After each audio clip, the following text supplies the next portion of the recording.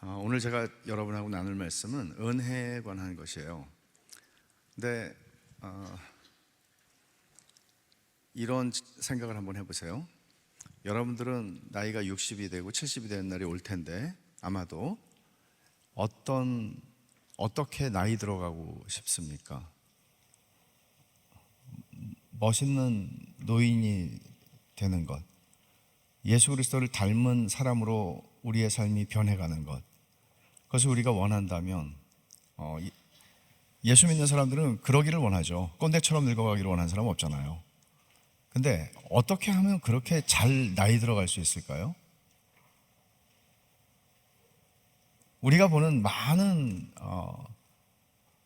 참 조심스럽지만 그렇게 나 저분처럼 나이 들고 싶지 않다고 생각할 수 있는 사람은 되게 많아요.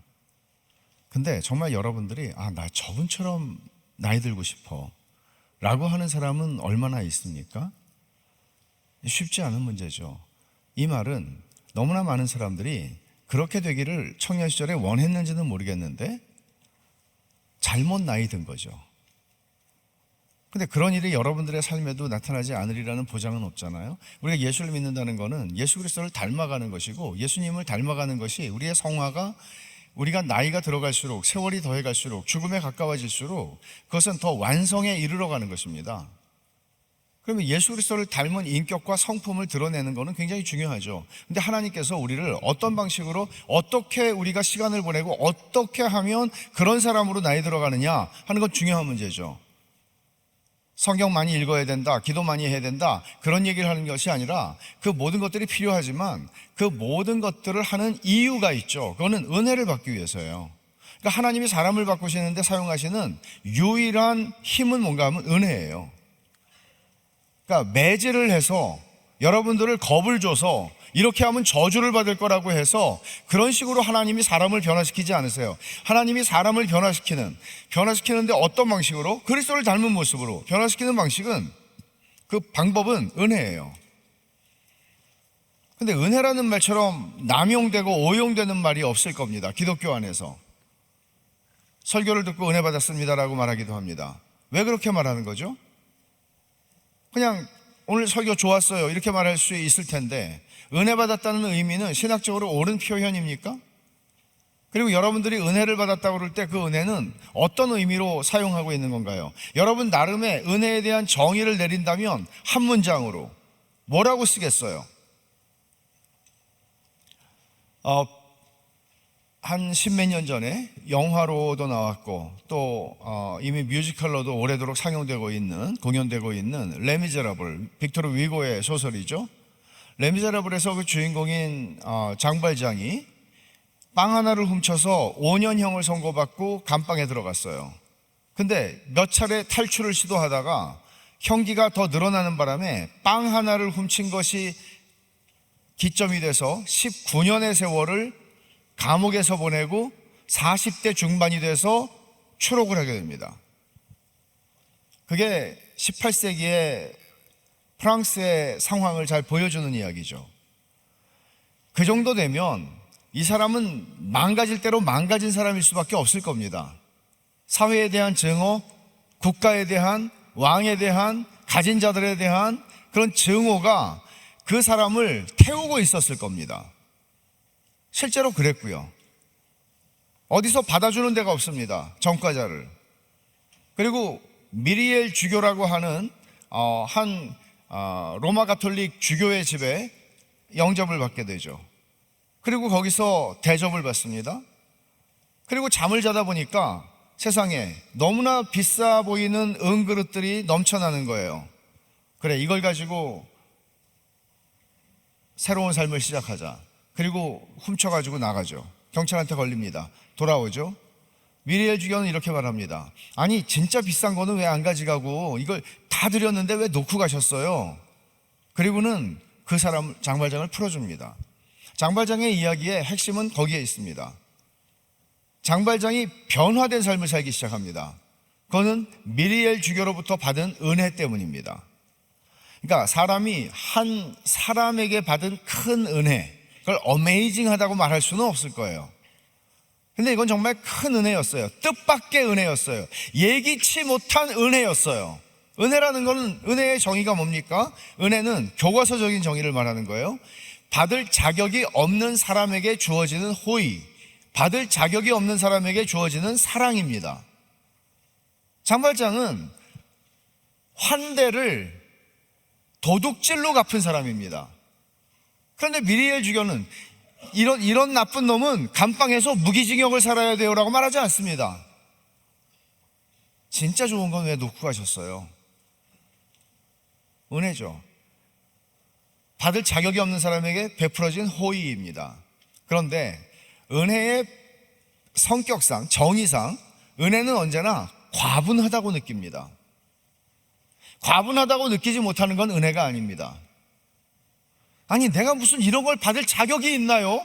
라고 말하는 게 은혜. 그럼 은혜를 받는 거예요. 그래서 은혜를 표현하는 많은 말들이 있지만 그 중에 하나가 존 뉴턴이 작사해서 만든 노래죠. Amazing Grace.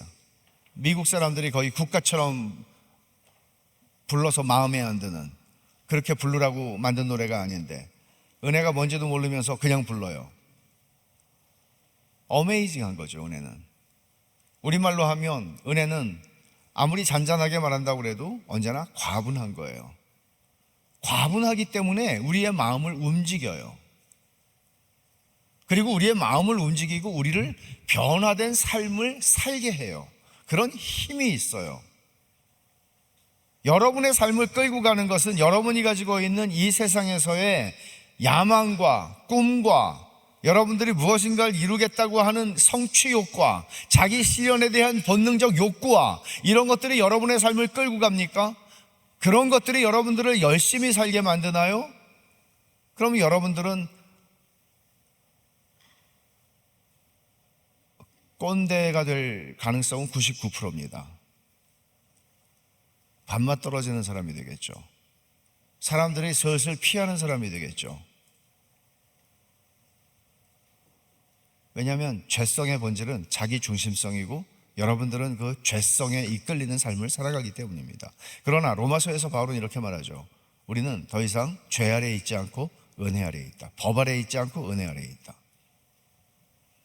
은혜 아래에 있다는 게 어떤 의미입니까? 제가 이 표현을 좀 달리 설명한다면 은혜가 이끌고 가는 삶입니다. 은혜에 이끌리는 삶입니다. 은혜에 이끌리는 삶은 그리스도를 점점 닮아가는 성품과 인격에서 그리스도를 반영하게 할 것입니다. 그리고 나이가 들어갈수록, 세월이 더해갈수록 아름다운 사람이 될 겁니다. 조금 아까 우리가 부른 노래가 있죠. 아름다우신 주님. 인간이 표현할 수 있는 어떤 단어가 없기 때문에 조나단 에드워즈는 예수 그리스도를 가리켜서 아름답다고 표현을 했습니다. 우리는 나이가 들어갈수록 젊었을 때의 아름다움과 젊었을 때의 근육과 젊었을 때의 힘을 잃어갈 것입니다. 그럼에도 불구하고 우리는 나이가 들어갈수록, 우리는이라는 말은 그리스도인은 나이가 들어갈수록 더 아름다워질 수 있는 사람입니다.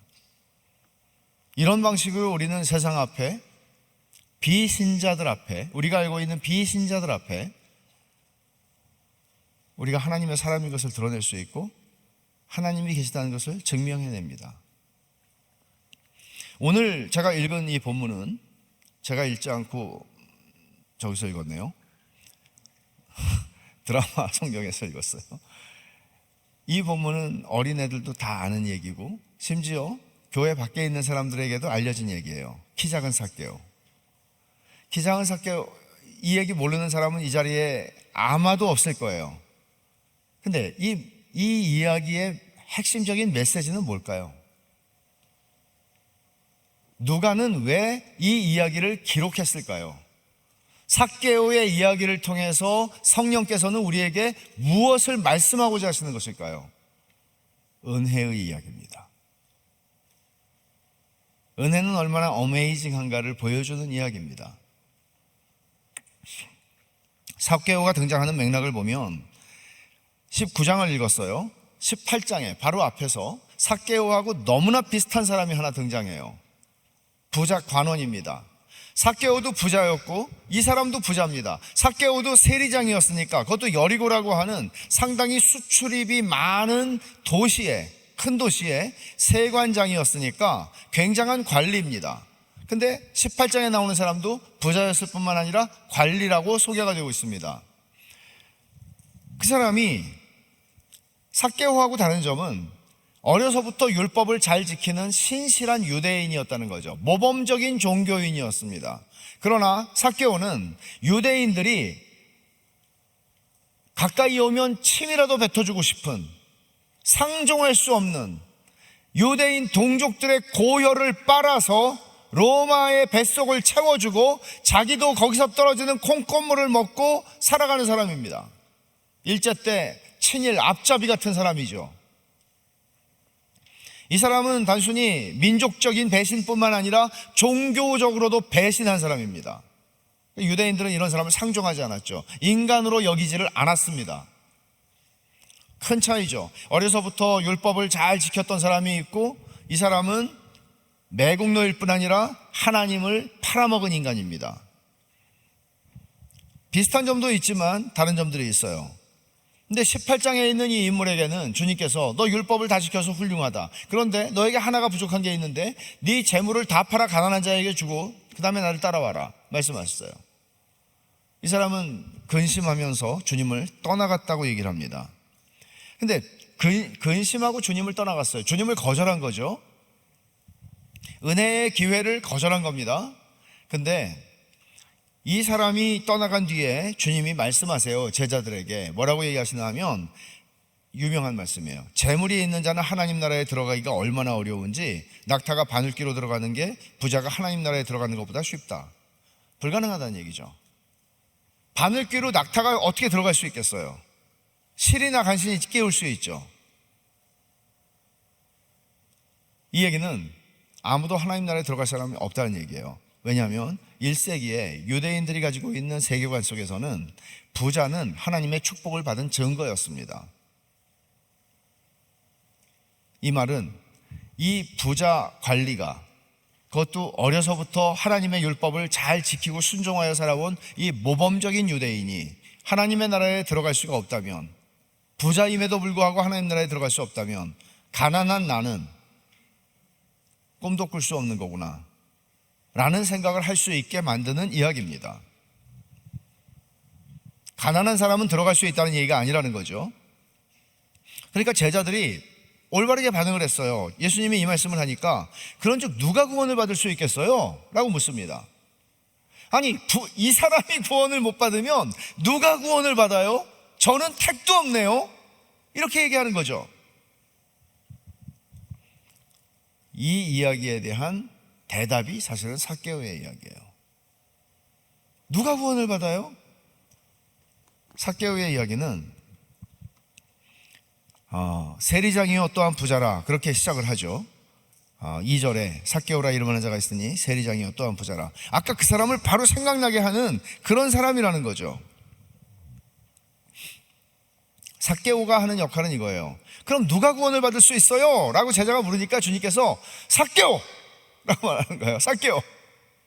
그러니까 삭개오는 어떤 면에서 바늘귀를 통과한 부자의 모습을 보여주는 거예요.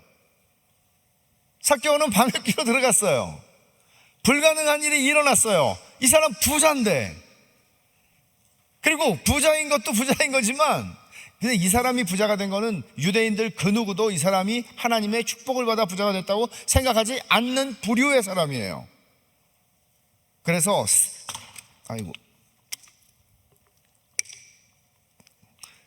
세리의 경우는 사람들은 그냥 죄인과 똑같이 취급을 했고 창녀와 똑같이 취급을 했어요.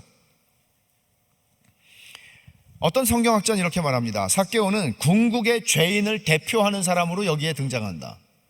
궁극의 죄인. 요즘 말로 하면, 요즘 말은 아니지만 역사적으로 말하면 히틀러 같은 사람,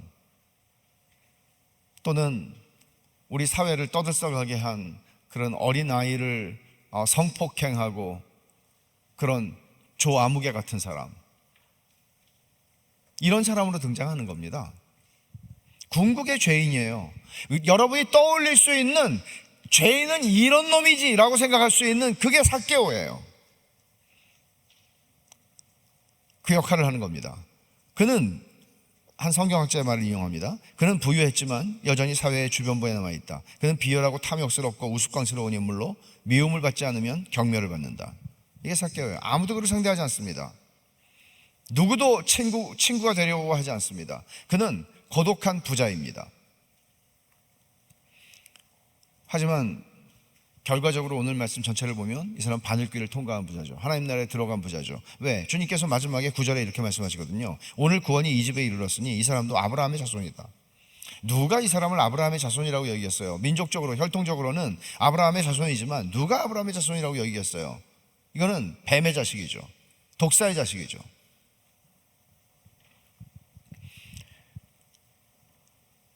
여리고에 예수님이 오신다는 소식이 들립니다. 삭개오는 관심이 쏠렸습니다. 왜 관심이 쏠렸을까요? 예수님에게 따라다니는 별명이 있었거든요. 예수님을 따라다니는 별명 가운데 하나가 뭔가 하면 세리와 죄인의 친구라는 별명이었습니다.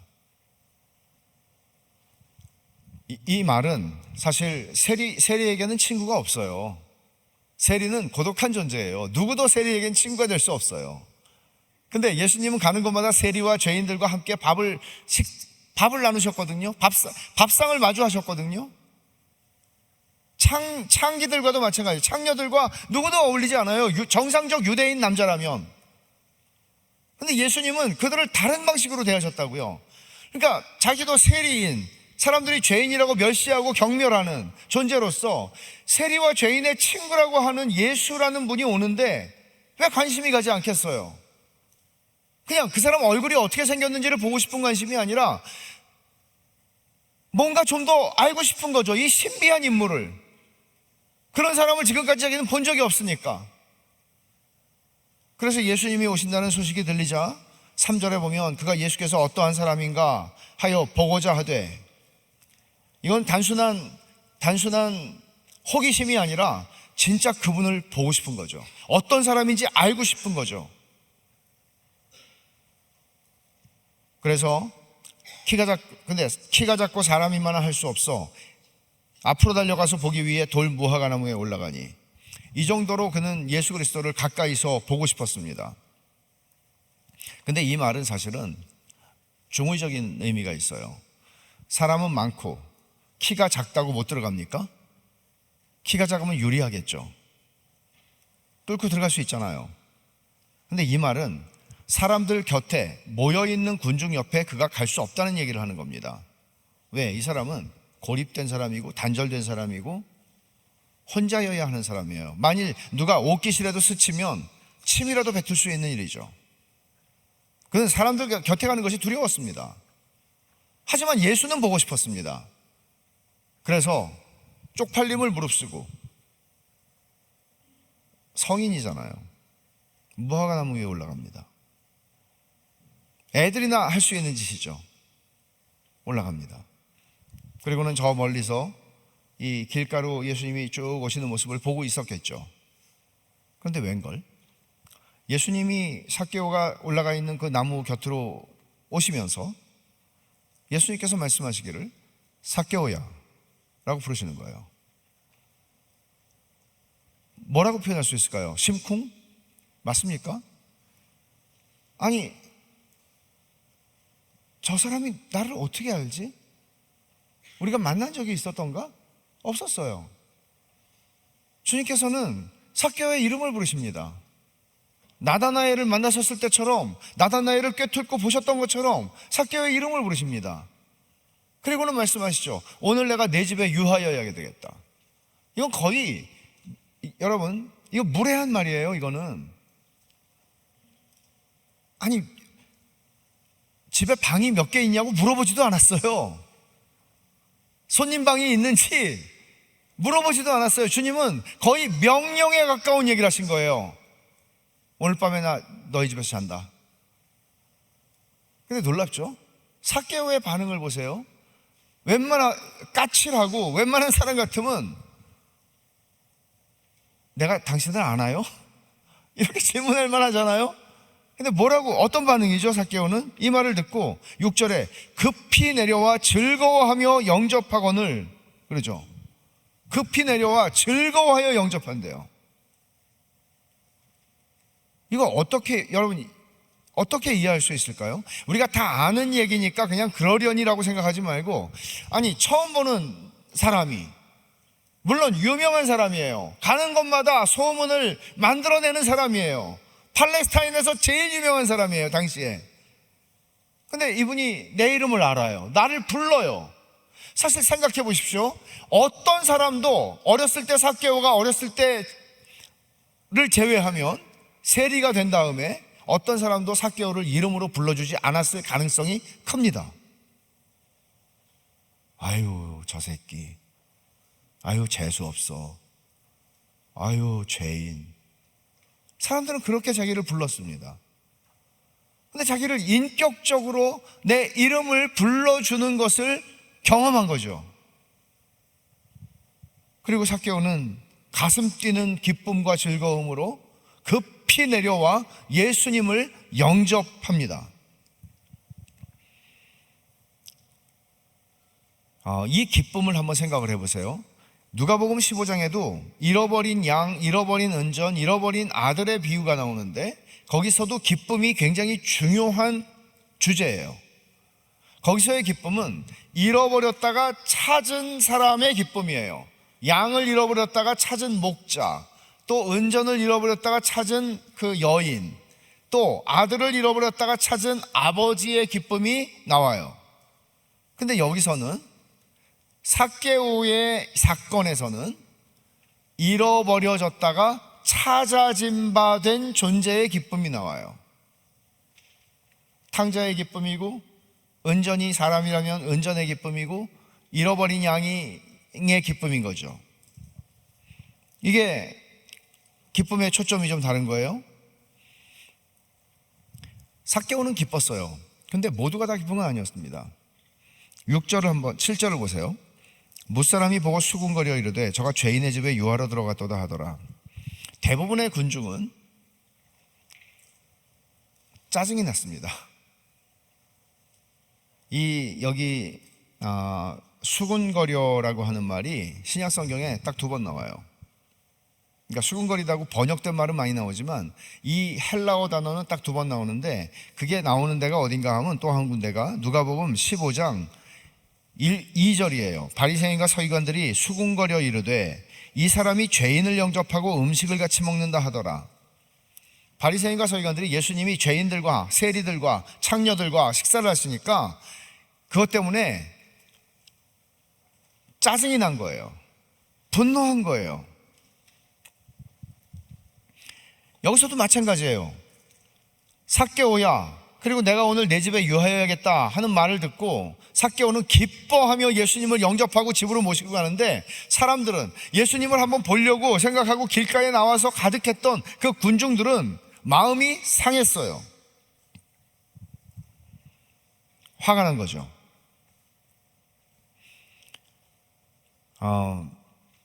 순식간에 예수님의 이 말씀은 분위기를 깨기에 충분한 말씀이었습니다. 삭개오야부터 시작해서 삭개오에게 한마디 한 것이 완전히 분위기를 깨는 말이었습니다.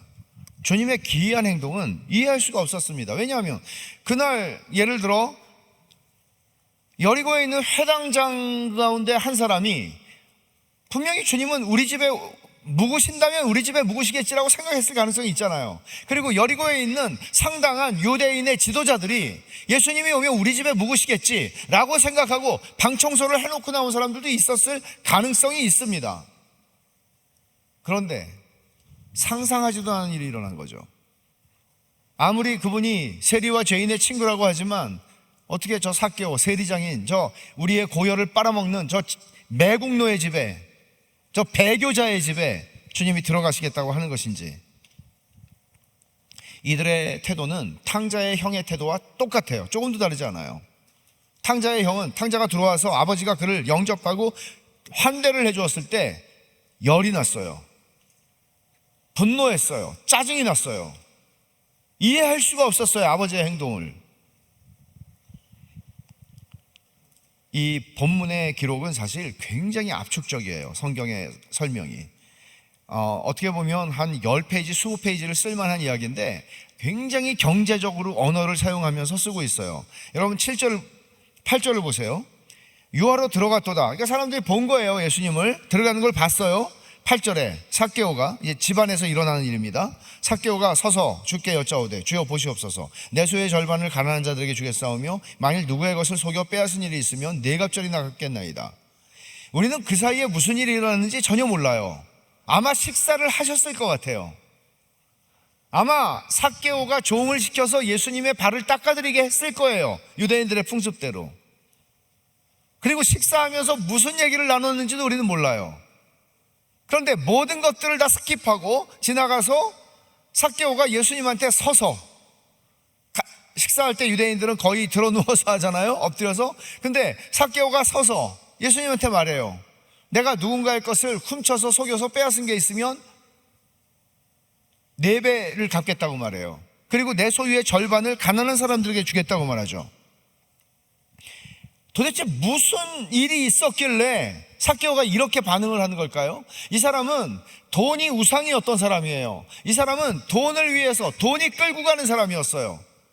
돈이 끌고 가는 인생을 지금까지 더럽게 살아온 사람이에요. 내 명예도 위신도 체면도 모든 걸 다 버리고 돈을 위해서 달려온 사람이에요. 근데 이 사람이 돈을 내놓겠대요. 무슨 일이 일어난 거죠? 돈의 노예로 살아왔던 사람이 돈을 나눠주겠대요. 자기 재산의 절반을 가난한 사람들에게 나눠주고 남은 재산을 가지고는 남은 재산도 다 주겠다는 얘기예요. 왜냐하면 율법이 규정하는 도둑질을 한 사람이 양이나 소를 도둑질했을 때 걸리면 4배에서 5배를 갚아야 돼요. 지금 삭개오는 율법이 규정하고 있는 최고의 형벌로 자기에게 적용해서 사람들에게 갚겠다고 말하는 거예요. 당연히 이 사람이 세금을 더 때렸겠죠. 50데나리온을 내야 되는 집에 100데나리온을 물게 했겠죠. 그리고 로마에게 주고 나머지는 착복을 했을 겁니다.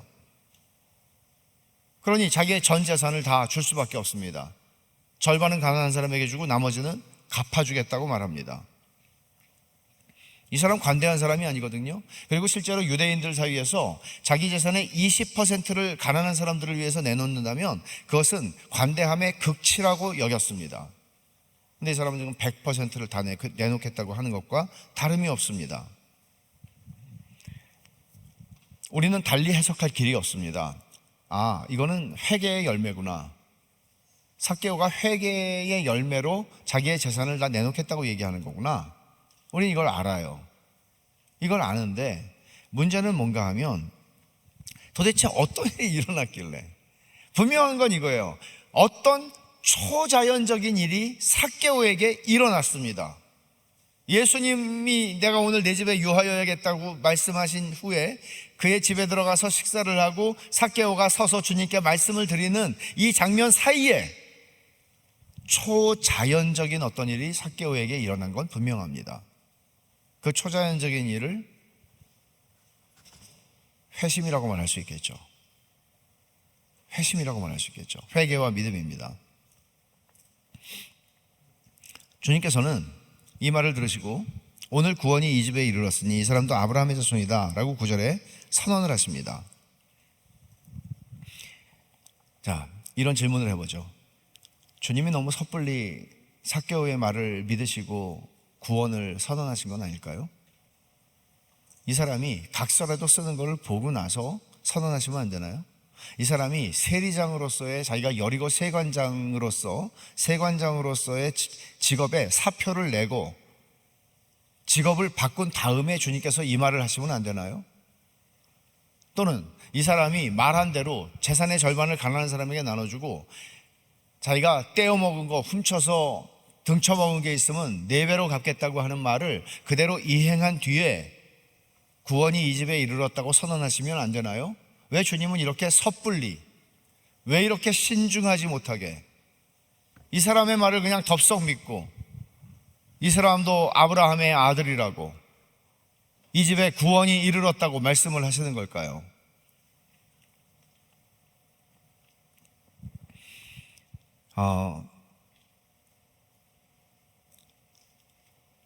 여기서 우리가 생각을 해야 되는 것들은 사실 한두 가지가 아닙니다. 예수님께서는 값싼 은혜를 선포하시는 분은 당연히 아니겠죠. 예수님은 그 은혜가 우리가 받을 때에는 아무 대가도 지불하지 않기 때문에 우리에게는 거저 주어지는 것이지만, 그러나 예수님께서는 당신의 생명을 들여서 우리에게 은혜를 주셨기에 이것을 우리는 표현할 길이 없는 어메이징한 은혜라고 말을 합니다. 어떻든 삭개오는 바늘길을 통과한 부자가 되었습니다. 자, 그럼 이 사건을 좀 분석을 해보죠. 삭개오 구원 사건에서 우리가 주목하고 생각해야 하는 것은 이 사건이 많은 사람을 불편하고 불쾌하게 만들었다는 사실입니다. 이걸 주목해야 합니다. 아까 제가 얘기했죠. 무사람이 7절에 무사람이 보고 수군거려 이르되 저가 죄인의 집에 유하러 들어갔도다 하더라. 많은 사람들을 기분이 상하게 만들었습니다. 예수님의 이 행동이, 예수님이 삭개오의 집에 들어간 것부터, 예수님이 삭개오에게 이 사람도 아브라함의 아들이라고 얘기한 것부터, 이 모든 예수님이 하신 행동은 사람들을 분노하게 했습니다. 화나게 했습니다. 이렇게 싸구려 은혜를 베풀 수가 있는가? 아니, 이놈이 구원받을 수 있는 놈인가? 이런 값싼 은혜를 이렇게 남발하시다니 말도 안 돼 라고 생각했을 것입니다. 하나님이 베푸시는 은혜가 종종 우리를 불편하게 만듭니다. 탕자의 형 이야기를 다시 하죠. 자기의 동생이에요. 자기의 동생이 집 나갔다가 지금 들어왔어요.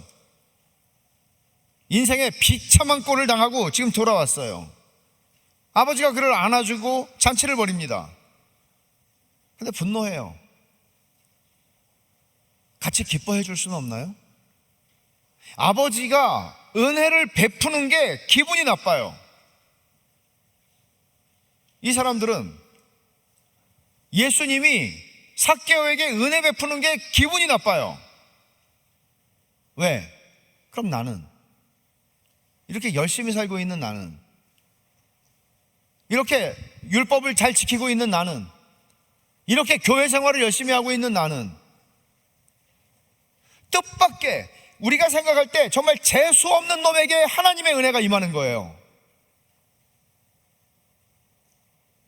그 사건이 삭개오의 사건입니다.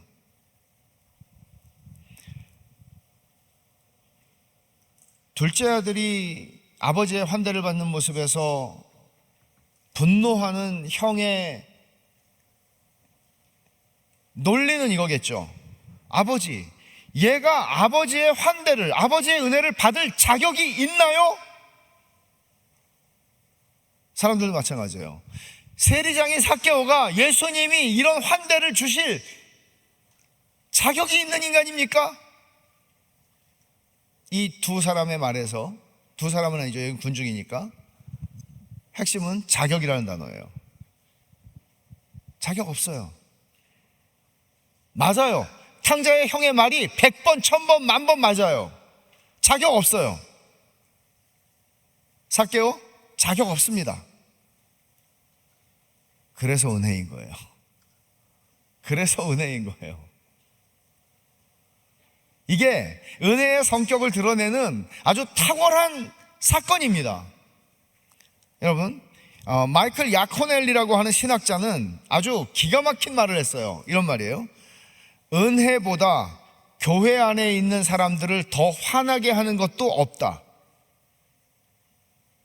삭개오의 이야기를 통해서 여러분들이 이 말의 의미를 아시겠죠? 은혜를 받을 사람은 나예요. 열심히 살았어요.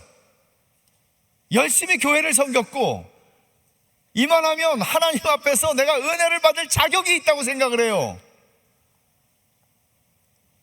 그리고 내 생각에는 진짜 청년부에서 하나님의 은혜를 받을 자격이 없는 누가 내 머릿속에 있어요. 근데 웬걸? 하나님의 은혜가 그 놈한테 가네요. 그 놈 아니면 가네요. 재앙이죠. 아니, 자격이 있는 나는, 그럼 우리는 화가 나요. 하나님이 엉뚱한 놈한테 베푸는 은혜가 화가 나요. 그래서 말하죠. 하나님, 저놈이 은혜 받을 자격이 있나요?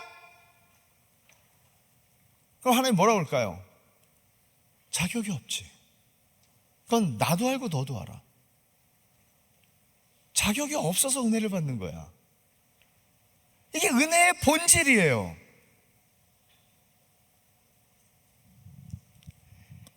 하나님께서 누군가에게 은혜를 베푼 것이 내 마음속에서 불편해지고 좀 화가 나면 여러분들은 되게 위험한 자리에, 영적으로 위험한 자리에서 살아가는 겁니다. 어렸을 때, 중학교 다닐 때 은혜를 받고 싶었어요. 수양회를 가면 우리 교회에서 하여간 설교 시작하면 우는 여학생이 하나 있었어요. 항상 걔 뒷자리가 아니고 걔 뒤 옆에 앉았어요. 걔 우는 걸 보면 내가 감동이 오니까.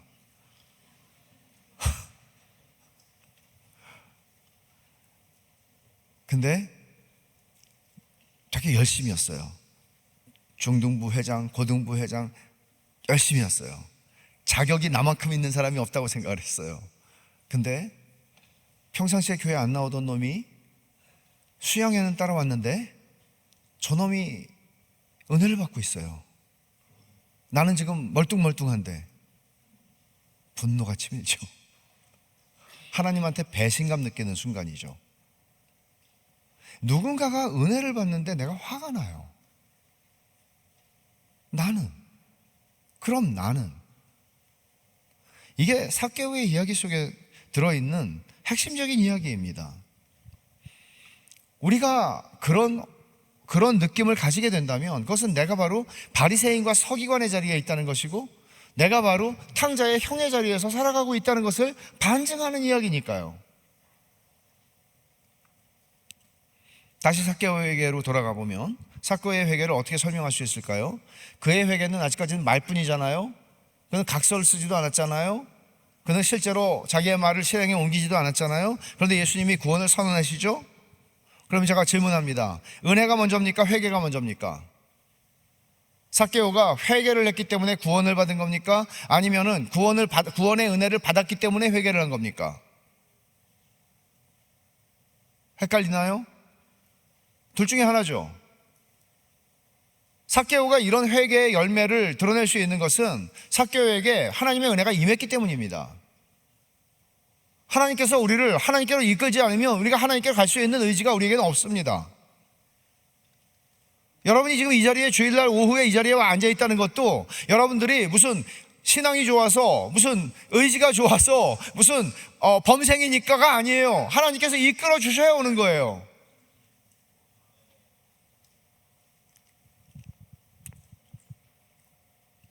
삭개오에게 하나님의 은혜가 임한 증거가 삭개오의 회개로 나타났고 삭개오의 회개가 진짜였다는 증거가 삭개오가 자기의 재물을 아끼지 않고 가난한 사람들에게 절반을 주고 남을 속여서 빼앗은 것이 있으면 4배나 갚겠다고 말하는 데서 드러나는 겁니다. 우리는 예수님이 삭개오에게 복음을 전했는지 아니면은 네가 네 죄를 알렸다라고 다그치셨는지 우리는 알지 못해요. 전혀 몰라요. 우리는 아무 정보가 여기에는 없어요. 그러나 분명한 건, 한 가지 아는 건 삭개오에게는 초자연적인 어떤 일이 일어났다. 그것은 하나님의 구원의 은혜가 임한 것이었다. 그래서 그는 회개했다. 그리고 그 회개의 증거를, 열매를 이렇게 표현하고 있다. 이 정도는 우리가 알 수 있죠. 여러분, 회개를 하는 것은 어떤 방식으로 회개가 일어나는지 두 가지 종류의 회개가 있습니다. 두 가지 방식으로 회개가 일어나요. 하나는 죄를 책망하고 지적하는 겁니다. 무섭게 지적하는 겁니다. 그런 설교자들도 역사 속에는 종종 있었습니다. 무서울 정도로 죄를 지적합니다. 쥐 잡듯이 잡습니다. 그때도 성령께서 죄를 회개하게 하실 수 있어요. 그러나 언제나 그런 건 아닙니다. 우리는 하나님의 선하심과 그 광대하심과 그 위대하심과 은혜 베푸시기를 기뻐하심과 이 모든 것들을 하나님의 선하심과 영광이라고 표현할 수 있다면, 하나님의 선하심과 영광의 빛을 받았을 때, 그것을 조금 알게 되었을 때, 그 선하심을 맛보아 알게 되었을 때 우리의 반응은 회개로 나타나는 겁니다. 하나님의 선하심 앞에서 내 모습을 보기 시작하는 거죠. 내가 진짜 누군지를 알기 시작하는 거죠. 하나님의 거룩하심 앞에서 내가 어떤 죄인인지를 아는 거예요. 항상 주변에 있는 사람들과 나를 비교하면서 살아갑니다. 이만하면 내가 에버리지 위에 있다고 생각합니다. 그리고 만족하며 살아갑니다. 나 괜찮은 사람이지 이만하면, 내가 괜찮은 그리스도인이지 이만하면 이라고 생각합니다. 그러나 실제로 하나님의 선하심의 영광의 빛 앞에 내가 섰을 때 우리는 티끌과 같은 존재인 자신을 발견하게 되고, 하나님 앞에서 얼마나 죽을 수밖에 없는 죄인인지를 알게 됩니다. 그리고 회개하게 되죠. 저는 삭개오의 이 모습을 보면서 아마도 후자가 아니었을까 하는 생각이 듭니다. 삭개오는 알아요. 자기가 자격이 없다는 걸. 다른 사람들은 몰라요. 자신들이 자격이 없다는 사실을 몰라요. 자기들은 자격이 너무나 많아요. 이 차이예요. 그래서 18세기 아메리칸 인디언들에게 복음을 전했던 데이빗 브레이너드의 일기에 이런 기록이 있습니다. 내가 공개적으로 그러나 심하지 않은 말로 울지 말라고 했는데 많은 사람이, 인디언들이, 아메리칸 인디언들이 눈물을 흘리고 있었다. 나는 무서운 말은 한마디도 하지 않았고 오히려 그리스도의 충만하고 부족함이 없는 공로를 그들에게 제시하고 그분이 자신에게 오는 모든 자를 기꺼이 구원하신다고 말했으며, 그럼으로써 그들에게 기쁨으로 나오라고 했을 뿐인데도 어떤 사람들은 강하게 선포된 몇 마디에 많은 영향을 받았으며 그로 인해 사람들이 영혼의 아픔을 느끼며 울기 시작했다. 그치지 않고. 데이빗 브레이너드가 전한 것은 은혜의 복음이었어요. 하나님은 너무나 선하시다고 얘기를 했어요. 어떤 죄인도 하나님 앞에 나오면 하나님은 그들을 거절하지 않으신다고 말했어요. 근데 인디언들이 울기 시작하는 거예요. 회개하기 시작하는 거예요. 우는 것이 회개에 꼭 등식이 형성되는 건 아니지만 그들은 회개하기 시작했어요. 그들의 죄에 대해서 한마디도 하지 않았는데, 삭개오에게 일어난 일이 바로 이런 일이었다고 저는 생각을 합니다. 그런데 사람들은 불편함을 느꼈고 불평까지 했지만, 삭개오는 자신의 인생에서 어떤 면에서는 처음으로 자신을 있는 모습 그대로 용납해 주시는, 삭개오야라고 이름을 부르고 나를 친구로 대접해 주시는, 이게 유대인들에게는 그 집에 가서 같이 밥 먹는 게 친구가 된다는 얘기거든요. 자기를 진짜 친구로 대접해 주시는, 야, 너 세리장 사표 써라. 그러면 내가 오늘 너희 집에 들어갈 거야. 그렇게 말씀하지 않고 있는 모습 그대로 나를 받아주시는 분, 그분을 처음 경험했을 겁니다. 경멸과 멸시에 너무나 익숙해져 있었던 삭개오가 자신을 그대로 용납해 주시는 분을 만난 거죠. 그리고는 그분의 은혜를 경험한 겁니다. 오늘날 삭개오와 같은 회개가 일어나는 일이 드문 이유가 뭘까요? 저는 2025년 지금 우리가 살고 있는 이 시대가 회심이 현저하게 일어나지 않는 시대라는 것을 말할 수 있습니다. 70년대, 1970년대, 80년대 후반으로 가면서부터 이런 게 시작이 됐지만 60년대, 70년대, 80년대, 물론 그 이전에 제가 경험하지 않았던 그 이전에 한국 기독교에서는 회심이 있었습니다. 회심이 많이 일어났습니다. 그러나 오늘날의 교회에서는 회심이 일어나지 않습니다. 너무나 드물게 일어납니다. 진짜 회심이. 인생의 주인이 돈이었던 사람이 인생의 주인을 그리스도로 삼고, 이런 회심의 열매가 선명하게 드러나는 회심이 너무나 안 일어나고 있습니다. 여러분들은 어떻습니까? 제가 여러분들에게 묻습니다. 여러분들은 회심했습니까? 진짜 회심했나요? 아니면 여러분들은 종교인입니까? 예수님을 보려고 여리고의 길가에 나와 있던 수많은 군중은 종교인들이었습니다. 그들은 여러분 종교인과 예수님을 진짜 만난, 인격적으로 만난 회심한 그리스도인 사이의 차이가 뭔가 하면 본질적으로는 이거예요. 종교인은 자격이 있다고 믿고 사는 사람입니다. 자격이 있다고 생각합니다. 그러나 예수님을 만난 사람은, 예수님을 만났던 적이 있는 사람은, 하나님의 영광의 빛에 비추임을 받은 사람은 자기가 자격이 없는 존재라는 사실을 깨달은 적이 있는 사람입니다. 깨달은 적이 있는데 또 자격을 추구하고 살아가는 그런 삶을 살아갈 수는 있겠죠. 율법주의에 빠져서. 그러나 자기가 지금 제가 하는 얘기가 무슨 얘기인지 알아들을 수 있는 겁니다. 그렇지. 내가 진짜 하나님의 은혜를 경험했을 때는 이거는 만국 만인의 공통의 법칙이에요. 내가 하나님의 은혜를 받았다는 것은 받은 순간에 우리는 인간으로서 본성적으로 이렇게 느낍니다. 자격이 없는 나에게 하나님이 왜 이런 은혜를 주시나. 그리고 감동합니다. 이 과분한 은혜 앞에 은혜를 갚을 길이 없어서 내가 이 은혜를 인하여 내가 하나님을 위하여 살겠다고 다짐합니다. 자격이 없음을 인식하기 때문입니다. 하나님에 대해서 오해를 하고 있는 한 회심할 일이 없습니다. 오늘날 회심이 일어나지 않는 한 가지 중요한 이유는 뭔가 하면 하나님을 아는 지식이 없기 때문입니다. 교회를 50년, 60년을 다녀도 하나님을 몰라요. 성경을 통해서, 성경은 하나님의 자기소개서예요. 성경을 통해서 하나님이 우리에게 당신 자신을 계시하셨어요. 근데 그 성경을 우리는 가까이 하지 않습니다. 일반적으로 설교가 성경의 내용을 전하지 않는 설교가 너무나 많습니다. 오늘도 수없이 많은 교회당에서 드려지는 예배에서 설교가 인간의 말로 충만한 그런 설교들이 수없이 많을 것입니다. 교회를 수십 년 다니지만 우리가 믿는 도리가 무엇인지를 모릅니다. 하나님을 아는 지식이 없습니다. 그래서 망하는 거예요. 호세아 선지자가 북왕국 이스라엘의 멸망의 원인을 하나님을 아는 지식이 없어서 망한다고 했던 그 이야기가 2025년 대한민국의 교회들 가운데 그대로 성취되고 있는 겁니다. 우리는 수십 년 동안 신천지에 의해서 얼마나 농락당했습니까?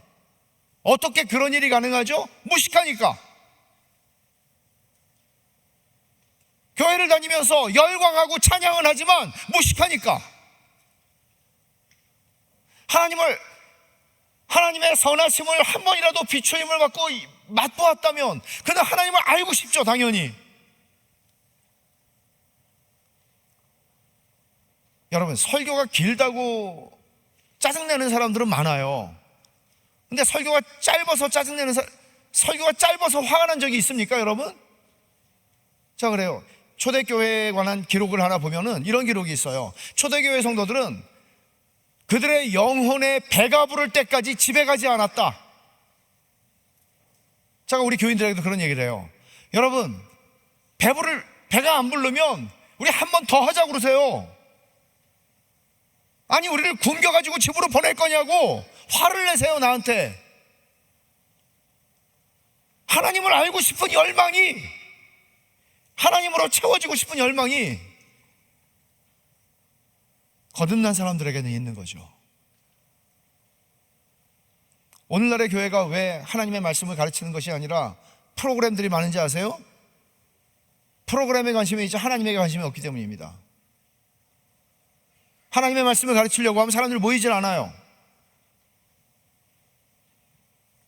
하나님을 아는 지식이 없는데, 그분을 알 수가 없는데 어떻게 알 수 없는 분을 향해 회심을 할 수가 있습니까?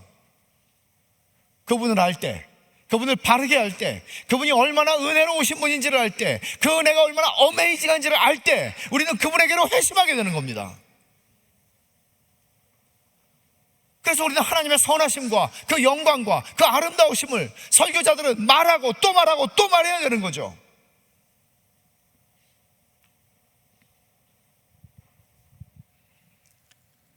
마이클 야코넬리가 아까 한 말을 제가 인용을 했는데, 은혜는 교회 안에 있는 사람들을, 은혜처럼 교회 안에 있는 사람들을 화나게 하는 것도 없다.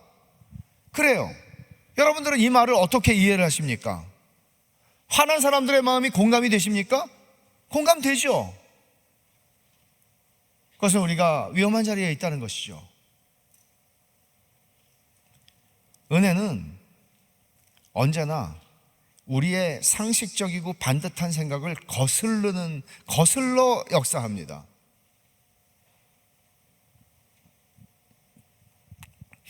교회 안에 있는 거의 모든 사람들이, 우리를 포함해서, 하나님은 이런 사람을 사랑할 거야 라고 생각합니다. 이런 전제가 있어요. 예를 들어서 나는 하나님을 잘 섬기고 있으니까 하나님이 날 정말 사랑하실 거야. 근데 그 근거가 내가 하나님을 잘 섬기고 있으니까잖아요. 틀렸어요.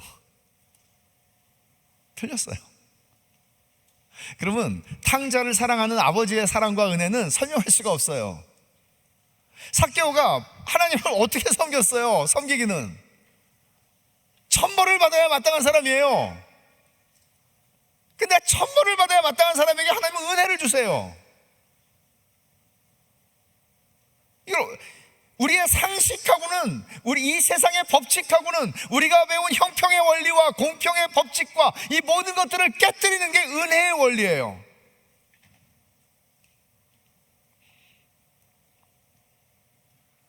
하나님이 나를 사랑하실 수 있는 근거는 하나밖에 없어요. 예수 그리스도. 내가 예수 그리스도 안에 있기 때문에. 예수 그리스도 안에 있지 않고 내가 나의 옳음을 증명하려고 하는 모든 시도는 헛된 것일 뿐만 아니라 여러분의 영혼을 망하게 하는 것입니다.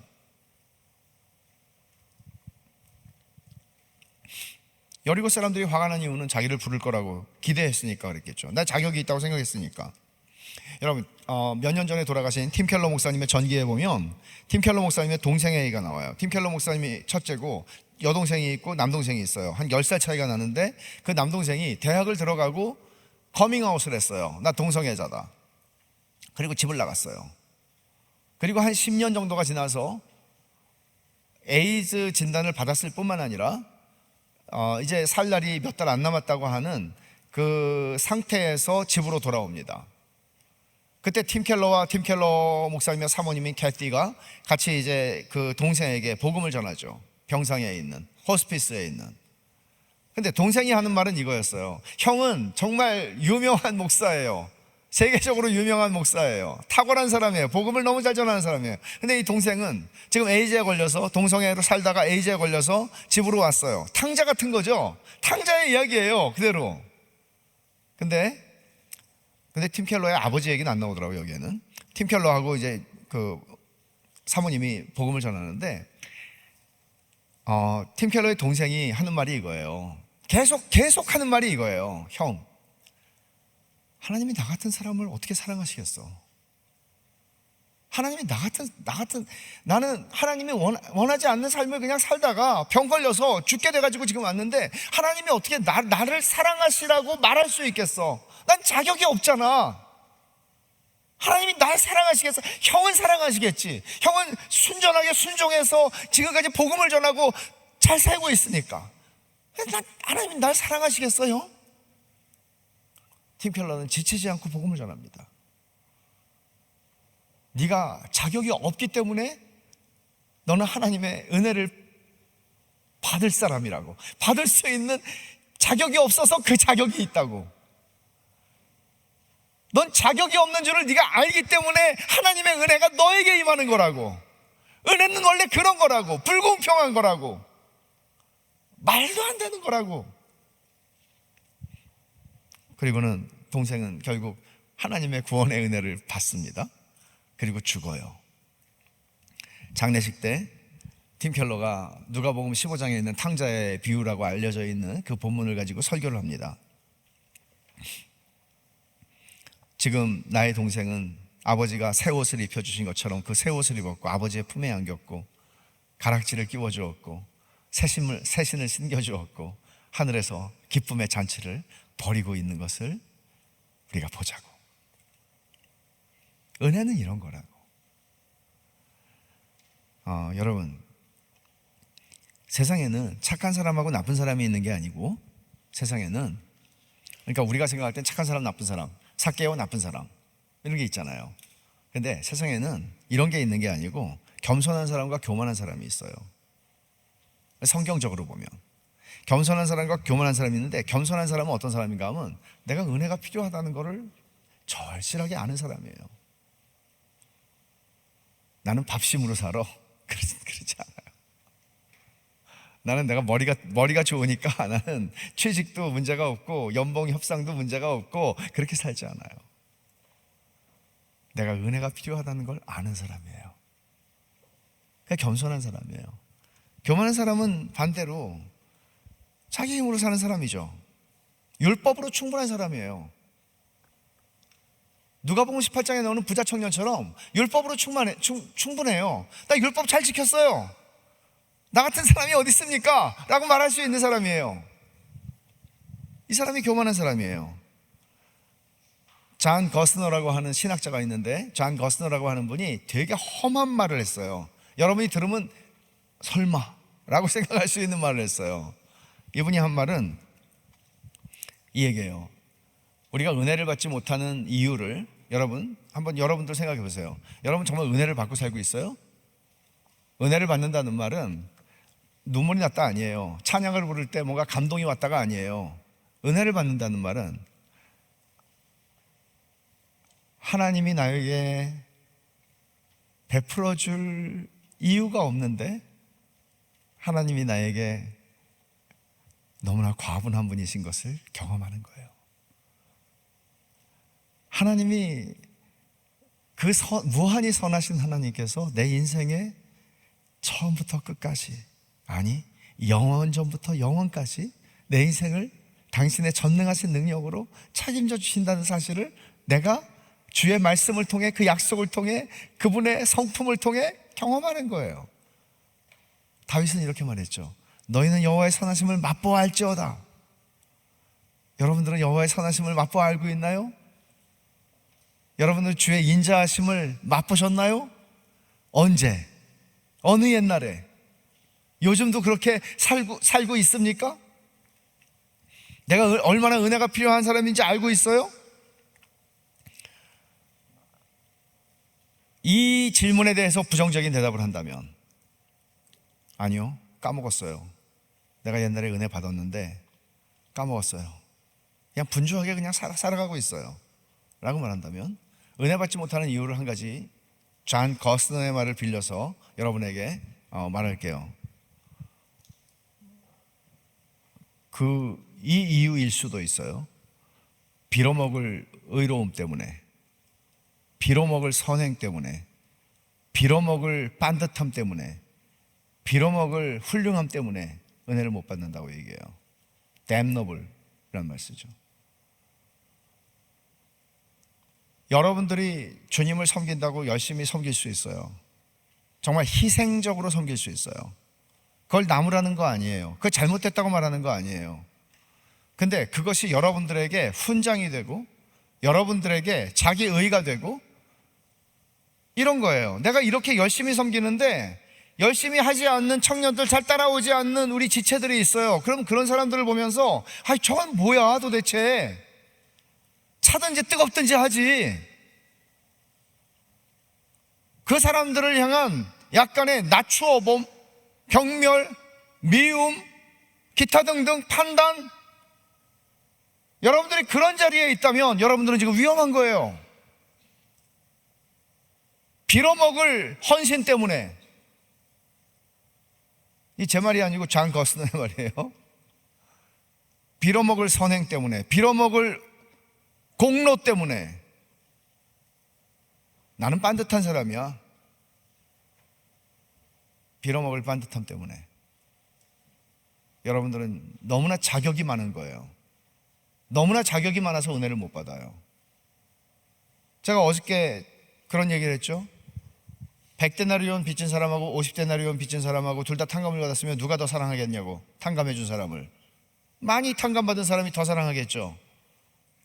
근데 우리는 탕감받을 게 없는 사람처럼 살아가는 거예요. 우리는 너무나 멀쩡한 사람처럼, 성군 다윗처럼 남의 여자를 빼앗고 그 남편을 사지로 몰아서 죽여버린 그 비열한 왕이 아닌 성군 다윗처럼 생각하죠. 다시 한번 말하지만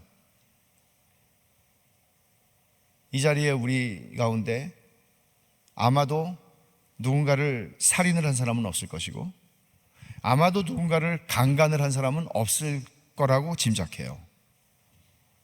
그러나 성경은 다르지 않다고 말해요.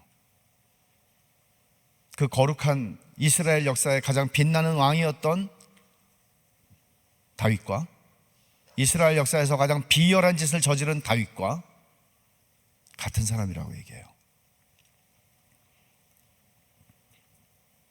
저도 여러분도. 그래서 우리는 은혜가 필요한 사람이에요. 하나님의 은혜가 떨어지면 지킬 박사와 하이드 씨도 아닌데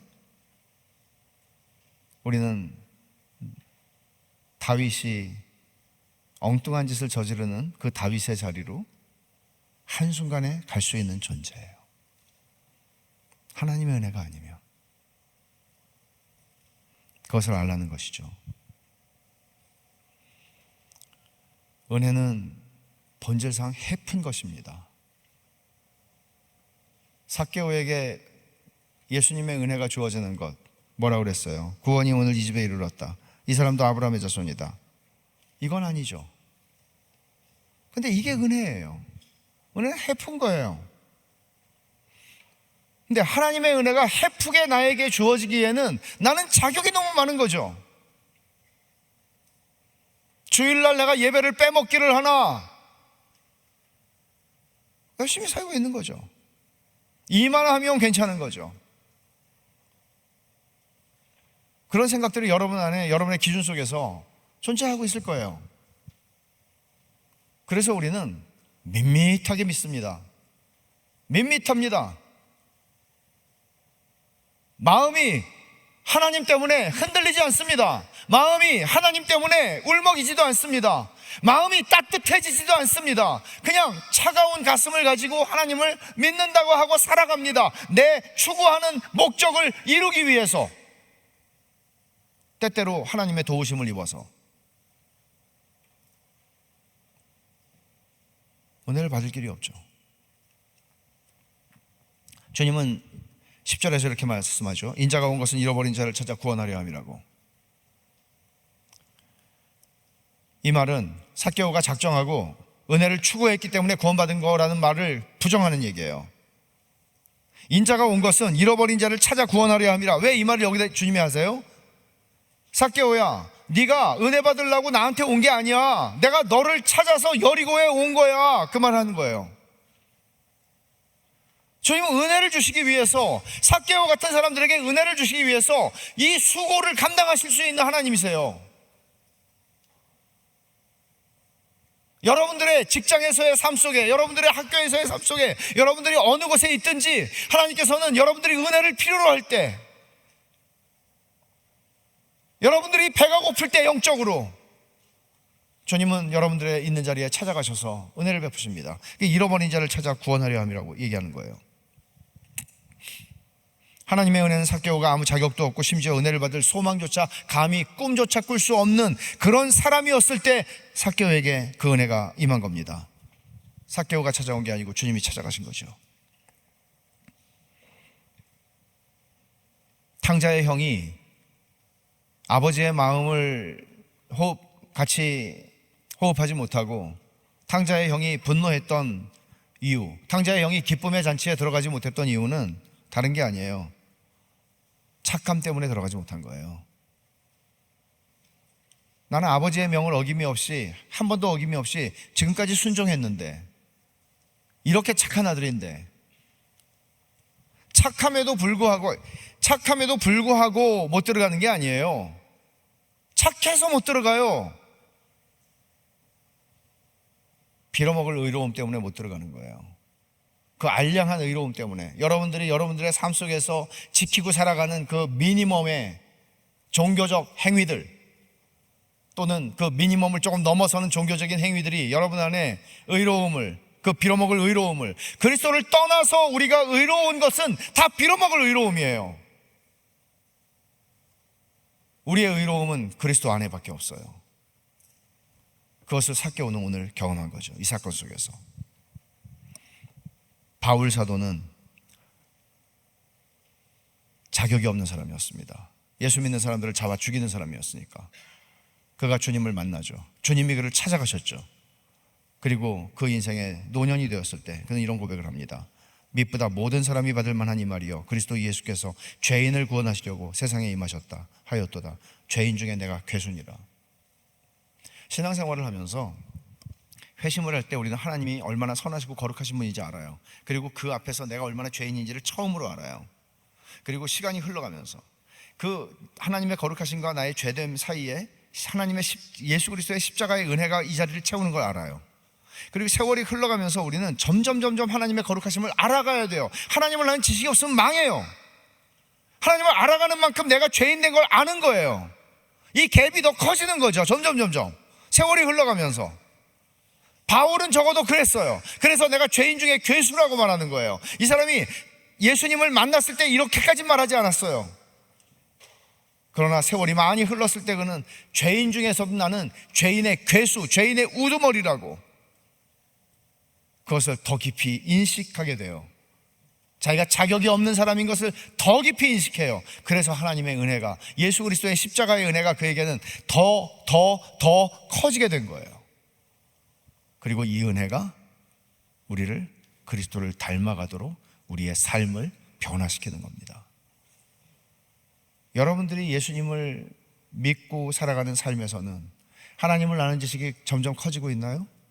그리고 여러분 자신을 인식하는 그 지식이 커지고 있나요? 그리고 그 갭을 채우는 예수 그리스도의 십자가의 은혜가 그 어마어마한 갭을 채우는 것을 경험하나요? 그렇다면 여러분은 잘하고 있는 겁니다. 그러나 어느 순간 이것이 정체되고 어느 순간 평행선을 긋기 시작하고 나 같으면 잘하는 거지라고 생각을 하는 순간 여러분들은 은혜에서 멀어지고 있는 것입니다. 여러분이 앞으로 예수님을 믿는 것이 한철 믿고 그만두는 일은 아니잖아요. 여러분들은 여러분의 임종의 순간까지, 죽음의 순간까지 예수님을 믿을 것입니다. 그렇다면 여러분들이 가야 하는 길은 이 길입니다.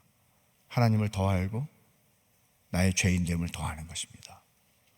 그리고 그 사이에 예수 그리스도의 십자가의 은혜가 얼마나 어메이징한 것인지를 여러분들은 점점 고백하게 될 것입니다. 존 뉴턴은 노예선 선장이었습니다. 인생 막장으로 살아가던 사람이었습니다. 하나님께서 그를 찾아가셨고 그는 하나님의 사람이 되었고 목사가 되었습니다. 그리고 나서 어메이징 그레이스라고 하는 그 놀라운 그 찬송시를 쓰죠. 나 같은 죄인 살리신 주은의 놀라와 Amazing Grace. 자격이 없었기 때문에 그는 이런 은혜를 누릴 수 있었습니다. 삭개오도 마찬가지입니다. 그리고 소설 속의 이야기지만 장발장은 한 사람으로부터 받는 은혜가 그의 인생을 변화시킵니다. 하물며 하나님의 은혜를 안다고 하는 우리들이, 하나님의 은혜를 받았다고 하는 우리들이 보여주는 회개의 열매는 무엇입니까? 이거는 세상을 뒤집어 놓을 만한 사건일 것입니다.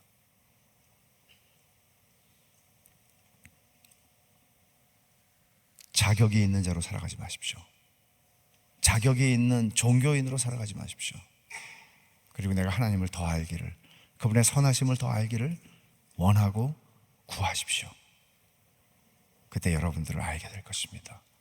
그리고 내가 얼마나 하나님의 은혜가 필요한 사람인지, 그리고 그 어메이징한 은혜를 경험하고 그것을 여러분의 삶으로 보여주십시오.